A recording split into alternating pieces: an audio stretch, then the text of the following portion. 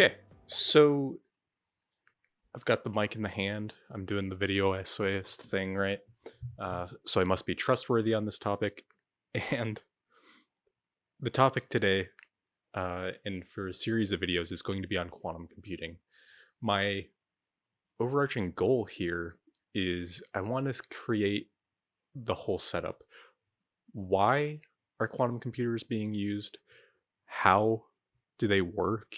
How are they made? Things like this. And then also, I want to talk about how it's going to affect policy decisions, right?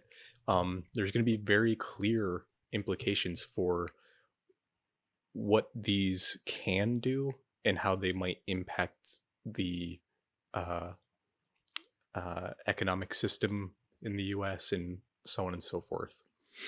And so, to start with why we are using quantum computers, uh, the biggest or in my experience, the one that I see most people bring up is this idea of using it for either um, encrypting or decrypting um, something, right?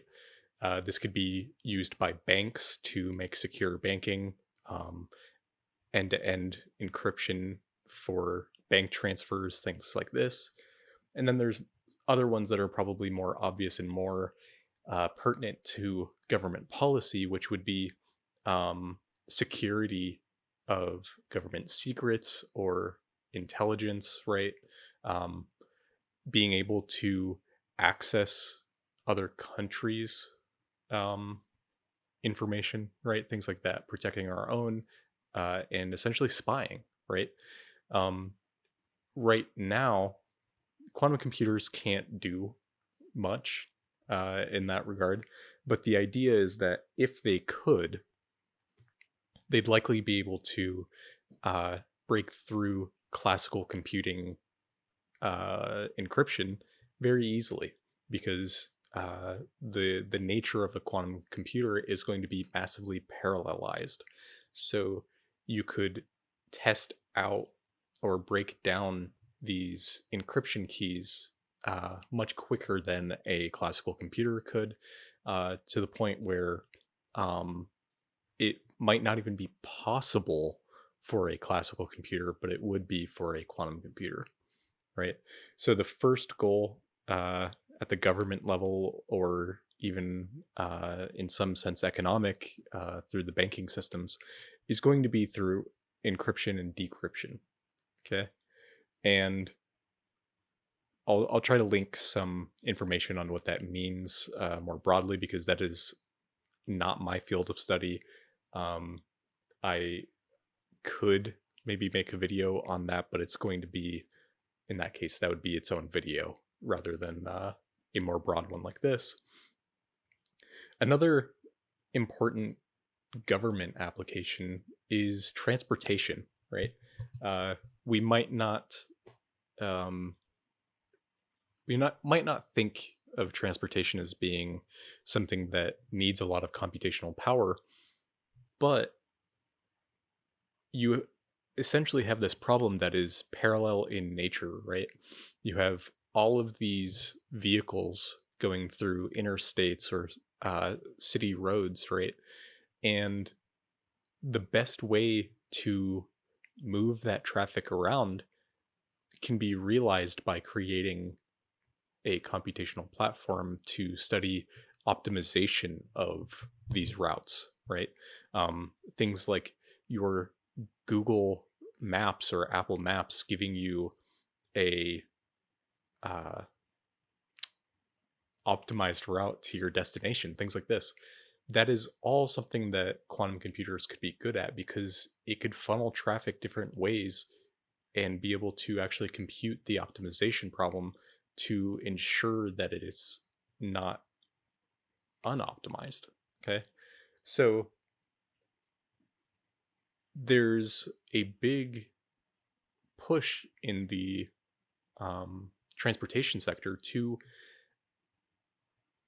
use these this technology to um, create an optimized uh, transportation network, right? Um, we all love our massive cities with 18 lanes or something like that, right? That's an exaggeration, of course, but um, we love these things, don't we? It's great.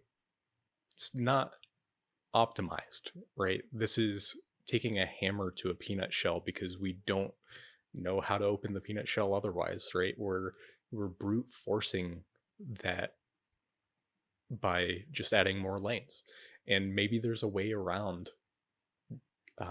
these kind of problems by using optimized uh, algorithms to create this grid of roads, right? Things like that.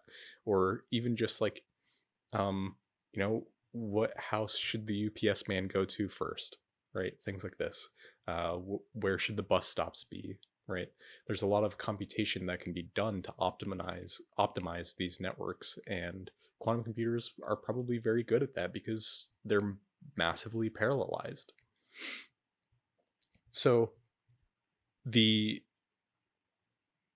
biggest topic that they might be used for that I think is actually my uh, my worry is about quantum computing is very much based in this one, and I've kind of hinted at it in the introduction video and then this one at the very beginning, is economics, right? Financial companies, um, beyond banking alone, right? Like this is investment firms and hedge funds and stuff like that. They already have huge access to technology that the normal investor does not have. And by essentially giving them unfettered access to quantum computers, we're giving them more of a opportunity to predict movement in this random fluctuations in the market. And I don't think that they'll ever be able to fully um, gauge the market, right? They'll never be able to fully describe the market. And a lot of this comes from the fact that humans are emotional beings, and uh, fear and other emotional factors play a big role in the economic system uh, that the US is a part of. But they're essentially going to be able to program for more randomness. They're going to be able to consider more factors that manipulate the market, such as bad press and things like this. They're going to be able to look at these things at a much more confident level than they can now, right? They already have access to supercomputers, which are also massively parallelized, but not at the scale that a very strong quantum computer would be. They already have huge data sets, right? They get to look at how many parking lots are in the Walmart this week, right? Is Walmart going to have a good quarter because there's been a large traffic there, right? Or is the supposed recession that is going on now with higher inflation and everything, is that impacting how people are buying, right? Are less people going to Walmart? They have satellite data to see this, right? They they don't need the company to share that with them, right? The Waltons aren't probably not sharing that with BlackRock or something, right? They might, but they have literal satellites, right? Where they can get large data sets to test this. You combine that with a powerful computer that can parallelize so strongly to be able to look at all these different factors and how they intercorrelate, they're going to have access that only puts them farther in the hierarchy, right? It will be the economic elite that have this powerful technology, and you and I, you know, we're not going to be making our investments, our 401k, maybe depending on who it's through, might have some of that, right? Um, but our individual investments, if you're somebody who, you know, does individual stocks or ETFs or something on your own, index funds on your own, um, these things will essentially not change for us, right? But the larger market will. And I think this disparity between uh, those at the top of the economic stratification in us, um, it's likely due to the technology they already have. So adding more only makes the situation worse. And so there's clear implications for how do you go about regulating this technology? How do you democratize it to be able to have access to um, smaller hedge funds, things like this? These these systems need to be put in place as soon as possible, so that in the event that quantum computers do actually uh, become realized in this form, they need to be regulated.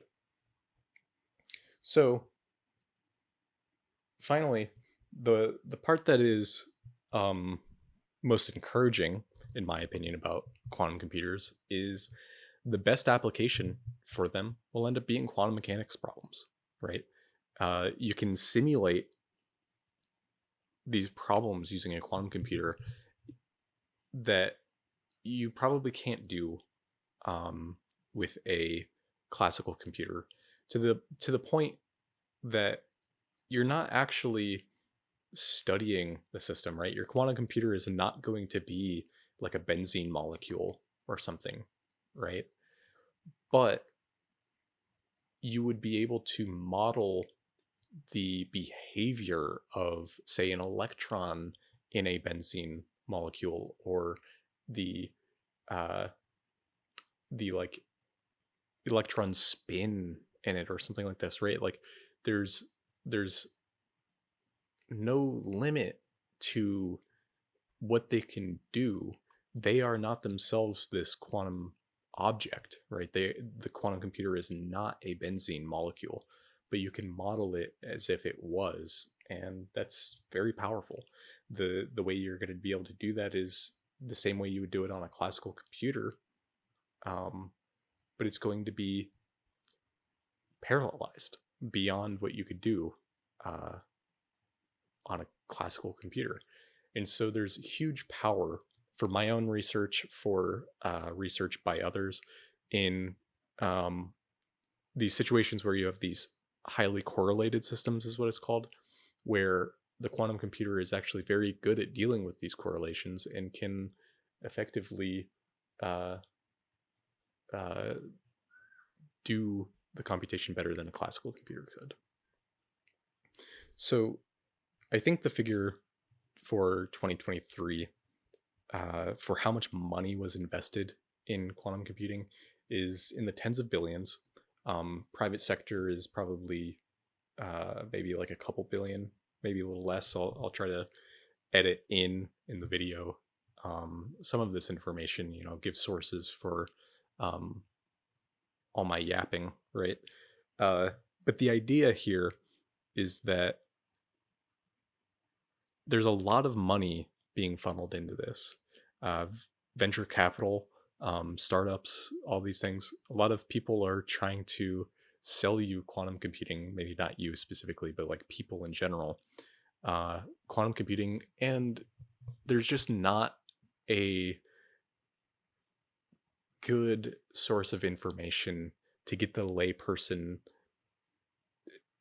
adequately set up to understand the implications or what they're used for. And so this part of the video, not very scripted. I literally have a 5 bullet point list here.